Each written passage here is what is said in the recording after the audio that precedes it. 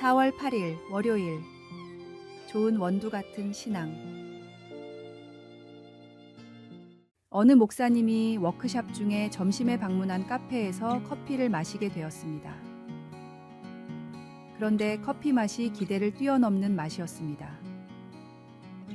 목사님은 평소에 커피 맛을 잘 구분하지 못해서 커피는 다 비슷비슷하다고 생각했지만 그 카페의 커피는 눈에 띄게 맛있었습니다. 그런데 옆에 있던 지인이 말하기를 이 카페는 고급 원두를 써서 만드는 특별한 커피 맛으로 유명하다고 설명해 주었습니다. 아무리 커피 맛을 몰라도 정말 좋은 원두와 조합을 잘하면 그 맛을 알아차릴 수 있는 것입니다. 이 경험은 커피뿐만 아니라 다른 영역에서도 질 좋은 원료와 정성이 들어간 조합이 중요함을 상기시켜 줍니다. 우리들 신앙인의 삶과 복음도 마찬가지 아닐까요? 복음은 우리에게 주어진 가장 귀한 원두와 같습니다. 복음대로 정직하게 시간이 걸려도 때로는 내가 손해를 보더라도 복음의 가치를 지켜내서 사회적 윤리의 기준을 뛰어넘는 복음의 기준대로 산다면 예수님을 모르는 사람도 복음의 맛은 인정할 수 있을 것입니다.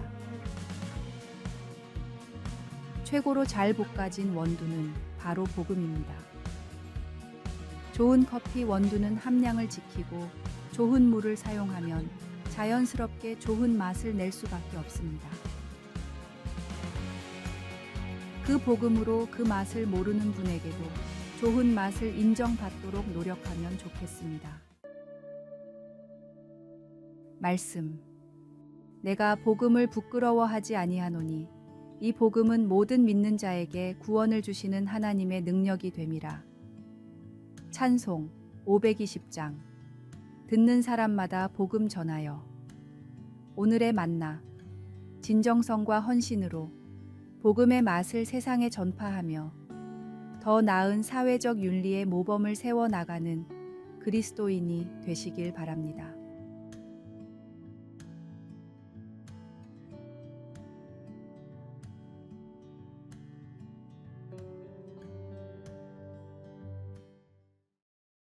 (4월 9일) 화요일.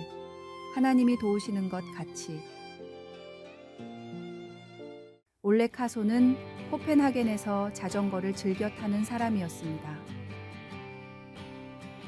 어느 날 그는 공원에서 보행보조기에 앉아있는 노인을 보고는 노인들에게 자전거 타는 즐거움을 선사해야겠다 생각하게 되었습니다. 이 아이디어를 실현하기 위해 올레는 삼륜 자전거를 빌려 요양원에 가서 노인들을 태워주겠다고 제안했고 첫 탑승객들의 반응에 큰 기쁨을 느꼈습니다. 이 프로젝트는 시간이 흘러 57만 5천 명의 노인들에게 2,500만 번의 행복한 순간을 선사했습니다. 참여자들은 친구를 만나고 아이스크림을 즐기며 바람을 느끼는 소소한 기쁨을 경험했습니다. 이러한 활동은 참가자들의 삶의 질을 높여주었고 그들이 더 잘 자고 더 잘 먹고 더 적게 외로움을 느끼게 만들었습니다. 그 같은 은사는 하나님이 이사야 58장 10절, 11절에서 그의 백성들에게 하신 아름다운 말씀을 살아 숨 쉬게 합니다. 하나님은 괴로워하는 자의 심정을 만족하게 하면 내 빛이 흑암 중에서 떠올라 내 어둠이 낮과 같이 될 것이라 고 말씀하시고 여호와가 너를 항상 인도하여 메마른 곳에서도 네 영혼을 만족하게 하며 너는 물된 동산 같겠고 물이 끊어지지 아니하는 샘 같을 것이라 고 약속하셨습니다. 하나님은 그의 백성들에게 너희 자손들이 오랫동안 폐허가 된 곳을 재건하리라 고 말씀하셨습니다. 하나님은 우리를 통해 무엇을 하실 수 있을까요? 하나님께서 우리를 도와주시듯 우리도 항상 다른 사람들을 도울 준비가 되어 있기를 바랍니다. 말씀. 줄인 자에게 내 심정이 동하며 괴로워하는 자의 심정을 만족하게 하면 내 빛이 흑암 중에서 떠올라 내 어둠이 낮과 같이 될 것이며. 찬송 329장. 주날 불러 이르소서. 기도. 주님, 우리가 타인의 삶을 풍요롭게 하는 데 쓰임받게 하시고 작은 행동 하나하나가 주변 사람들에게 긍정적인 영향을 미칠 수 있도록 우리의 마음을 인도해 주소서. 아멘.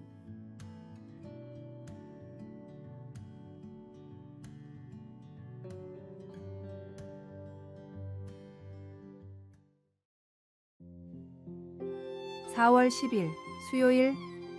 완벽하지 않더라도. 세계 지도가 없던 중세 시대에 독일의 지리학자 마르틴 베하임은 아메리카 대륙을 건너 서쪽으로 가다 보면 인도가 나온다라고 주장했습니다. 포르투갈의 한 탐험가는 이 말을 믿고 세계 일주를 떠났지만 아메리카 대륙 서쪽에는 인도양이 아닌 망망대해가 펼쳐져 있었습니다. 탐험가는 이 바다를 태평양이라고 이름 짓고 동남아의 수많은 나라를 들러 정보를 수집했습니다. 그때 동남아에서 선교 활동을 하던 연로한 탐험가는 죽었지만 선원들은 다시 본국으로 돌아왔고 이 여정은 첫 세계 일주로 역사에 기록됐습니다. 이렇듯 처음으로 세계를 탐험한 마젤란의 위대한 여정은 잘못된 정보로부터 시작됐습니다. 크리스토퍼 콜럼버스의 대담한 항해 역시 토스카넬리의 잘못된 지도에 기반을 두고 있었습니다. 그러나 그의 믿음과 용기는 새로운 대륙의 발견이라는 경이로운 성취로 이어졌습니다. 이 이야기들은 우리에게 믿음의 중요성을 상기시킵니다. 성경은 우리가 완벽하지 않음을 인정하면서도 믿음을 통해 우리의 삶에서 하나님의 뜻을 발견하고 따를 수 있다고 가르칩니다. 실수와 오류는 인간의 본성의 일부이며 때로는 우리가 예상치 못한 방향으로 이끌 수 있습니다. 그러나 우리의 믿음이 견고하다면 성령님은 우리를 진리의 길로 인도하실 것입니다. 말씀. 너는 범사에 그를 인정하라. 그리하면 내 길을 지도하시리라. 찬송 464장. 믿음의 새 빛을. 오늘의 만나. 우리의 신앙 여정에서의 실수와 오류는 결코 실패가 아닙니다.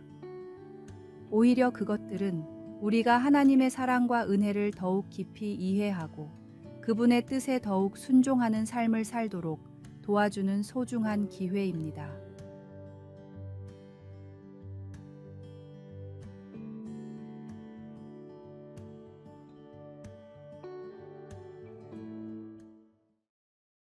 (4월 11일) 목요일. 일부분만이 아닙니다.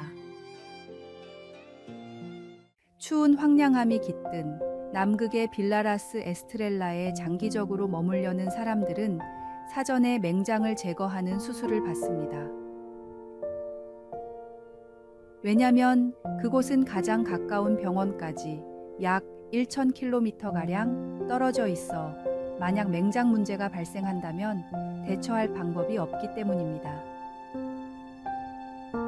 이러한 이야기가 극단적으로 느껴질 수 있겠지만 신앙의 관점에서 볼 때 사실 하나님 나라의 시민이 되기 위한 조건은 이보다 더 엄격합니다.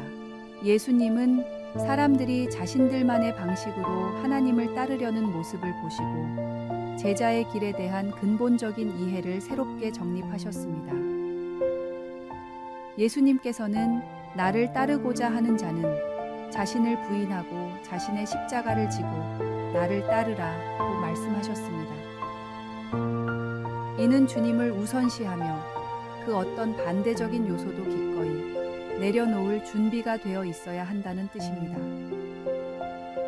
십자가를 지는 것은 사회적, 정치적 억압과 심지어 죽음까지도 감수하며 주님께 헌신할 준비가 되었음을 선언하는 행위입니다. 따라서 내려놓음과 십자가를 짐을 넘어 우리는 주님을 진정으로 따르려는 의지를 가져야 합니다. 이것은 우리가 주님의 섬김과 헌신을 통해 인도받을 때 매 순간 그분의 인도를 따르는 자세를 의미합니다. 예수님을 따른다는 것은 단순히 삶의 일부를 뒤에 남겨두는 것이 아닙니다. 그것은 우리의 전체 삶과 육신을 주님께 드리고 헌신하는 과정입니다. 이를 통해 오직 주님의 도움으로 우리는 완전히 새로운 존재로 거듭날 수 있습니다. 말씀. 누구든지 나를 따라오려거든 자기를 부인하고 자기 십자가를 지고 나를 따를 것이니라. 찬송 449장. 예수 따라가며. 기도. 주님의 뜻을 우선시하며 주님의 사랑과 은혜 안에서 저희 인생의 모든 십자가를 질 수 있도록 인도해 주소서.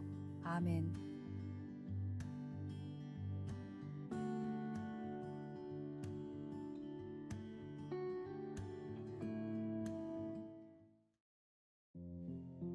(4월 12일) 금요일.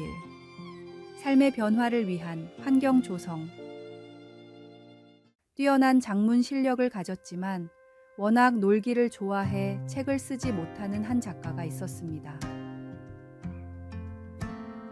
평소처럼 놀러 나갈 준비를 하던 작가는 갑자기 무슨 생각이 들었는지 하인들을 부른 후 입고 있던 옷을 전부 벗어 나눠주며 밤이 될 때까지 무슨 일이 있어도 옷을 가져오지 말라고 엄명을 내렸습니다. 나가고 싶은 욕구를 이겨내지 못하자 강제적으로 나갈 수 없는 환경을 만든 것입니다. 열심히 글을 쓰던 남자는 몇 년 후 레미제라블이라는 부르의 명작을 완성했습니다. 나가고 싶은 욕구에 계속 굴복했다면 우리가 아는 빅토르 위고는 오늘날 존재하지 않았을 것입니다. 작가 수업의 도러시아 브랜디 역시 좋은 글을 쓰기 위해서 오후가 될 때까지는 절대로 집 밖으로 나가지 않았고 심지어 집 안에서 다음과 같은 규칙을 세웠습니다. 첫째, 글을 써도 되고 쓰지 않아도 된다. 둘째, 그러나 글쓰기 외에 다른 일은 하지 않는다. 이 방법으로 도러시아는 훌륭한 책들을 많이 써냈고 또한 동시대의 많은 미국 작가들이 이 방법으로 훌륭한 책을 써냈습니다. 의지도 중요하지만 환경도 중요합니다. 성도에게 하나님의 말씀을 묵상하고 기도로 대화하는 것은 아주 중요한 일입니다. 성령의 충만함을 위한 환경으로 내 삶을 조정하십시오. 기도의 공간을 마련해 보거나 스마트폰 같은 디지털 장치가 주는 방해를 최소한 해봅시다.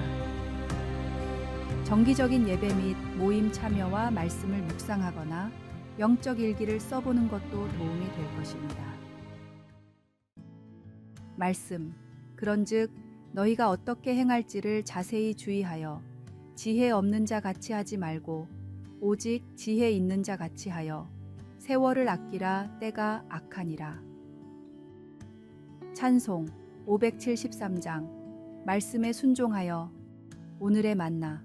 하나님과의 꾸준한 교제와 말씀 묵상을 통해 우리는 영적으로 성장하고 그분의 뜻에 더욱 순종하는 삶을 살 수 있습니다.